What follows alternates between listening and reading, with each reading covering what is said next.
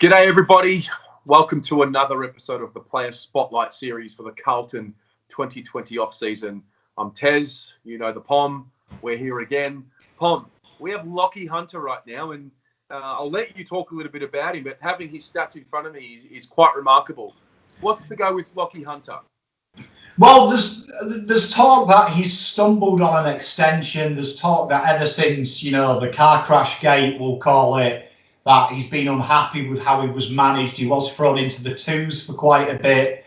He did get himself out of purgatory, if you will, but there is still talk all around the papers. He's not 100% content. And this is the kind of player that if you built the perfect AFL wingman, Lachie Hunter would be your model. The guy ticks all the boxes in his age profile. He's played in a flag. And when you look at his numbers, these are obscene for a wingman as well. They're off the charts. They're off the charts, his numbers, man. If you're looking at selling the farm, this guy would come into the conversation of selling the farm because he's a guy that not many players would walk into any AFL team. This guy walks into an AFL team. We know he loves the left wing. That's where he's deployed. And you look at his numbers, and bearing in mind he's a winger, so he's away from the trouble, but he finds contested possession. 6 is a high rating for a guy of his position. And if you look at that as well, that is actually in the AFL good to elite category. He's effective disposals. That is an issue with Carlton. We know that. Bottom of the ladder for effective disposals. He is in the elite category. He averages 20 of them. That works out. Hit targets of 26. That's a phenomenal ratio.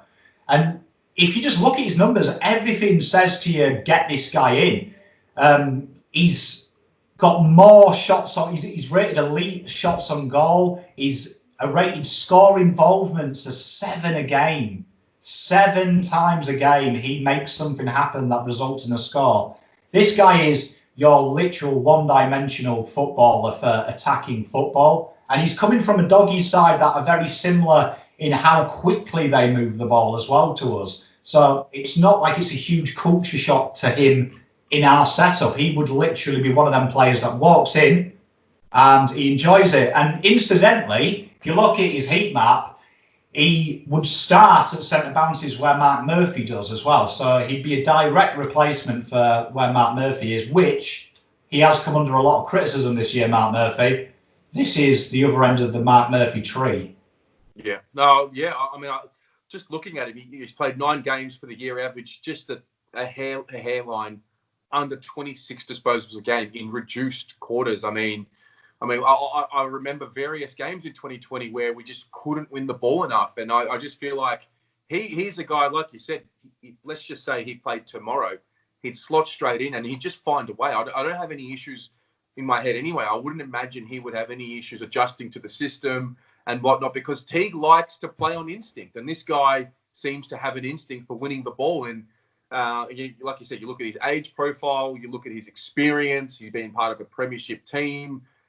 He definitely ticks a lot of the boxes that we need. So what would it take to get a guy like this? What's his contract situation and what's the reality here? I'd say he's contracted to 2024, so he's got a decent contract in there. We know the Doggies have put in an extension to tie him up for the end of his career.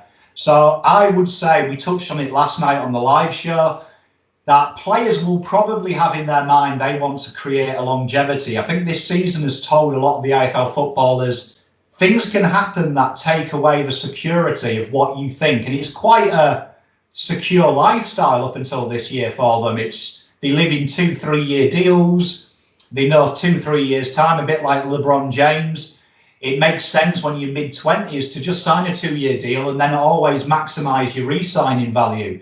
But some of these players now have families and they'll be thinking, I want to make sure I've got a job till I'm 31, 32. What happens if a COVID happens in 2 years' time?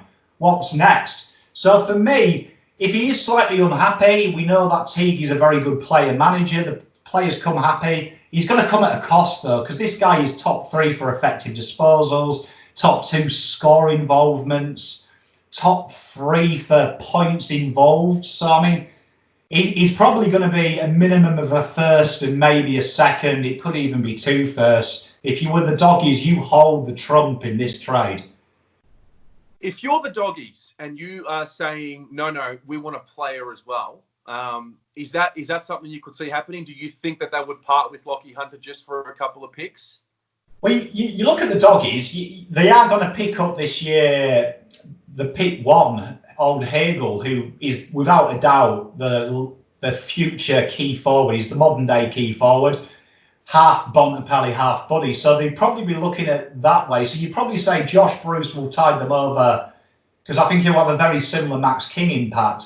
It'd be hard to see what they'd want with us because they've got such a good side. So, I mean, they could be the type of side, though, that would look at a Dow.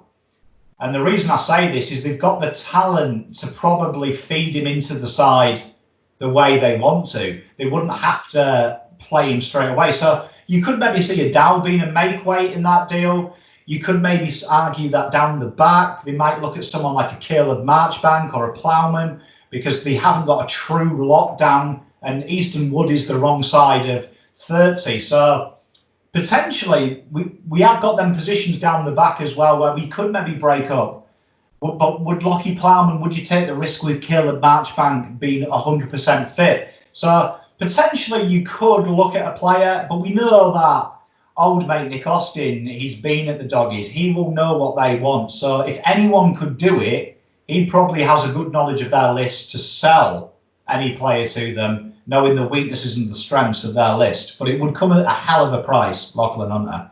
Yeah, no, I can't help but feel like Nick Austin's going to really leverage off the relationships he's built there. And I can only imagine, I mean, I would hope that he has a relationship with someone like a Lachie Hunter. So it's interesting because they've got quite a few young and up-and-coming midfielders. You know, I think Vandermeer's got some talent. I like Lipinski. They've got a bit of a breeding ground there for versatile mids who can do a few things. But I'm not sure if any of them can do what Lachie Hunter can. Maybe McRae to an extent with his ball-winning ability. But no, this is an interesting one because this is not a name that gets spoken about a lot. So I'm enjoying this one. This one is a real watch this space. Where do you put this one in terms of the importance? And look, they're all important, but you know, we've done a couple now. We've had Adam Saad as the number one most important to fill the need. Where does Lachie Hunter fit for you? I think when you've got to factor in his contract is long, so it's going to be a big trade. It's a bit like the Packley deal that you are going to have to pay a hell of overs in any trade talk. So for me, I would give this a 6 out of 10 based on what it will cost us because we have got a lot of players who fulfill that position. Williams looks set to sign. So I'd say on priorities, this is kind of an icing on the cake for Carlton. There is probably other needs that are more astronomical that we should be paying 2 first rounders for than Lachie Hunter. But great player. Great player. Awesome. Well, there you go, guys. What do you guys think at home? Let us know. Is Lachie Hunter someone we should look to bring into the side? Do we maybe give up a young player who's a bit of a could be for a guy who we know is right now? Let us know if it's a player you want to maybe see in the deal, or maybe it's just picks, or even if you don't want to see Lachie Hunter. Let us know what you think about it in the comments below. And that's been Lachie Hunter. Cheers.